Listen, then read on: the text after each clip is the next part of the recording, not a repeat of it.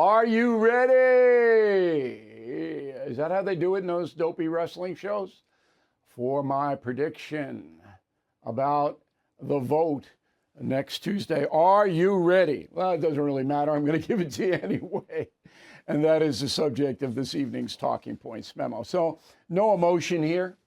I gave you my opinion about 10 days ago. I thought Trump would win, but that wasn't a prediction. Here is the prediction, and it is based on data. Okay?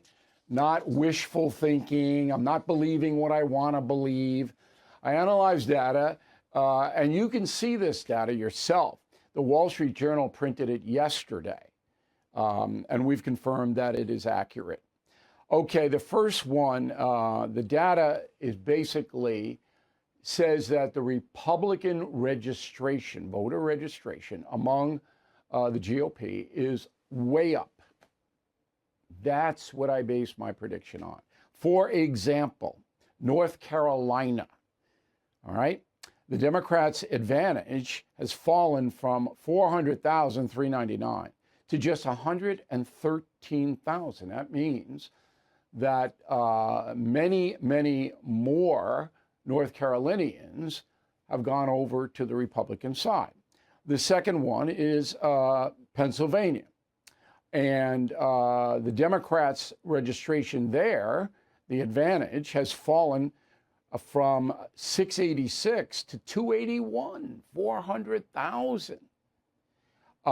Then we go on to Arizona, where the Republicans now hold a 259,000 voter registration gap, all right, over the Democrats.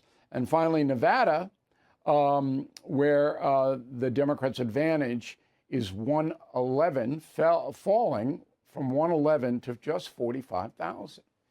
So those are four swing states. And if Trump were to take all those states, he wins. And there's momentum on the GOP side. So O'Reilly, who's trained in this, remember, I have a master's degree in public administration from Harvard. I'm bragging, but it cost me a lot of money to get it. And I actually had to study, so I'm entitled to brag. But that's what I do. Okay, we're not emotional about this thing. Obviously, I don't want Kamala Harris to be president because she's so far left, I believe she'll damage the country, perhaps in a way that can't be repaired. Okay? So that's what I believe.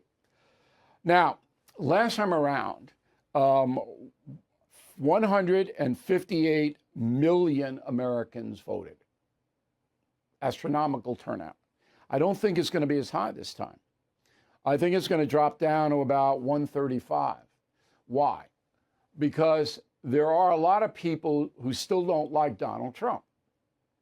But because the Harris-Biden administration, and I put her name first because she's the candidate now, has done such a dismal job and people are suffering financially, I think a lot of those people who hate Trump, who voted against him last time because they hate him, are going to stay home. That's just a gut feeling. I have no data to base that on, no polling to base that on. But I think it's going to happen. It's human nature. Now, here are the betting odds, and this is interesting. So the gamblers are the gamblers, right? Trump, 63% to win, Harris, 36%. But I wouldn't bet on my prediction because I was wrong 2 years ago with the red wave. And that was pointed out last night on News Nation. I hope you saw that, and we'll give you more information on it in a minute. 2-hour town hall, cast of thousands, and again, I'll lay it out for you later. But the fact that I was wrong 2 years ago became a talking point with pollster Frank Luntz. Go. It's interesting that I'm on with Bill O'Reilly. I don't know if you remember that you and I talked about this in 2022, and I was very skeptical of how well Republicans were going to do. And he was very convinced that Republicans were going to have this big landslide. I was wrong. Yep. And that's the first time. Whoa. Well, that's Hold on. That's impressive. Yeah. Hold on. Okay. But I've been right about everything. This show's over. This show's over. Have a good night. I haven't been right about everything else, but most things, including the Biden, wouldn't be running. So let's sum up the talking points memo. I predict Donald Trump will be the next president.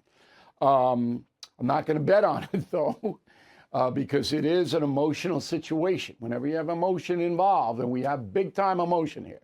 When John McCain ran, not a lot of emotion with McCain. Mitt Romney ran, not a lot of emotion with Mitt Romney, okay? Donald Trump, off the chart emotion, both pro and con. And that's the memo.